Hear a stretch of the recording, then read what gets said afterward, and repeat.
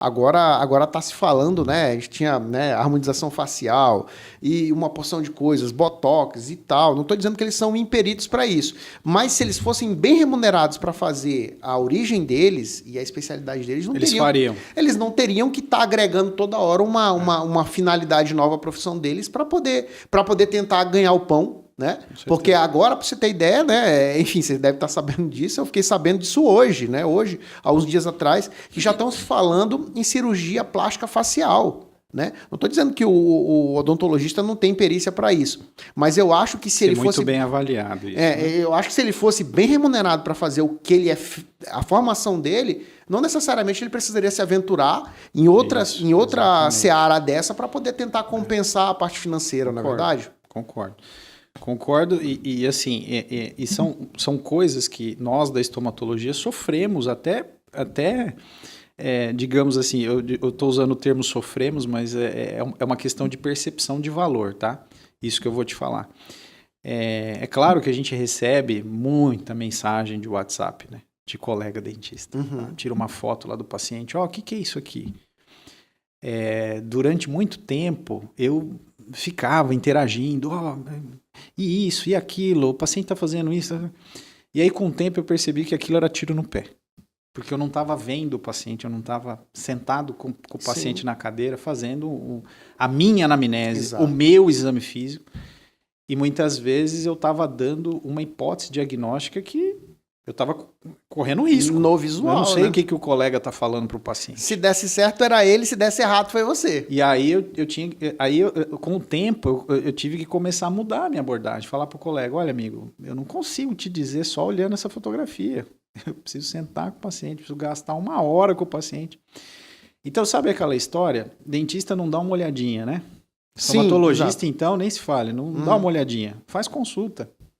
E tem paciente, Ricardo, que não vai por causa da consulta. Por causa dessa cultura de que dentista não pode cobrar consulta. Acredite. Meu Deus, cara, tá? Que é isso? A gente vive isso na odontologia e na estomatologia. Acredite. Tá? Mesma coisa, às vezes, entre colegas. Tipo, nossa, tudo isso para fazer uma biópsia? Gente, é igual aquela história do parafuso, né? Apertar o parafuso, R$2.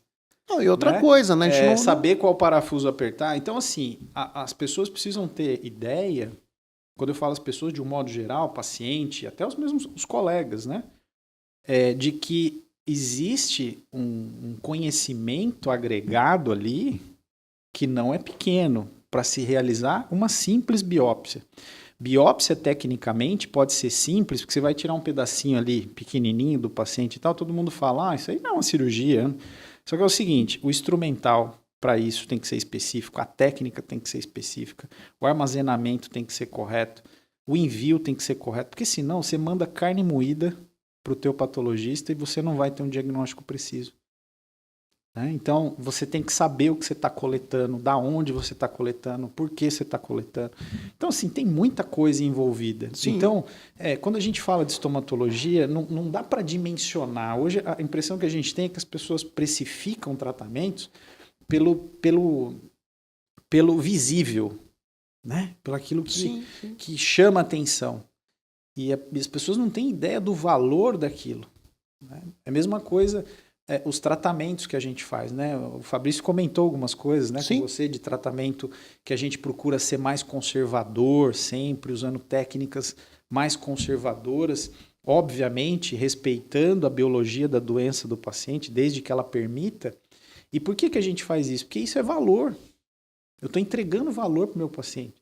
Se você deixar o seu paciente sem cicatriz, né, com o osso dele preservado, sem mutilação, reduzindo o custo financeiro para esse paciente, poxa, você está imprimindo valor no seu tratamento. Certeza. Então, a gente trabalha muito com essa questão do valor do procedimento e não preço. Né? Essa percepção de preço e valor que muita gente tem da especialidade do outro, isso espirra muito nessas especialidades, como a estomatologia, por exemplo. Então, tem muitos estomatologistas aí que se expõem em rede social exatamente falando isso. Né? Poxa vida, né? Dentista não dá uma olhadinha, faz consulta. Sabe aquela coisa? Olha, eu não consigo ficar dando parecer aí de lesão por WhatsApp. Exato. Não consigo ficar dando consultoria. Eu preciso examinar o paciente. Né? Não é nem ético fazer isso, enfim. Então tem uma questão cultural também, né? Que precisa ser trabalhada. E como eu falei para vocês, tem muitos colegas estomatologistas que estão fortes em redes sociais, exatamente criando essa conscientização para todo mundo, né? Para que a estomatologia se fortaleça. Veja, eu não estou dizendo que ela tem que se tornar uma especialidade inacessível, não. É muito pelo contrário. Eu acho que tem que ser uma especialidade valorizada em todos os aspectos. Sim, com certeza. Né? Ou seja, tem que colocar especialistas dentro do SUS, tem que colocar muitos especialistas no mercado, atendendo em consultório, muito especialista dentro de hospital, de referência, dando suporte para os médicos nesses pacientes que têm repercussões bucais e assim por diante. Tem que ser uma especialidade pulverizada como qualquer outra. Perfeito. E é isso, infelizmente, que a gente não tem. Por isso que eu acho que tem que atacar todas essas frentes. Sabe? Conscientização, cultura, trazer o diagnóstico mais forte para dentro da graduação e espalhar isso daí.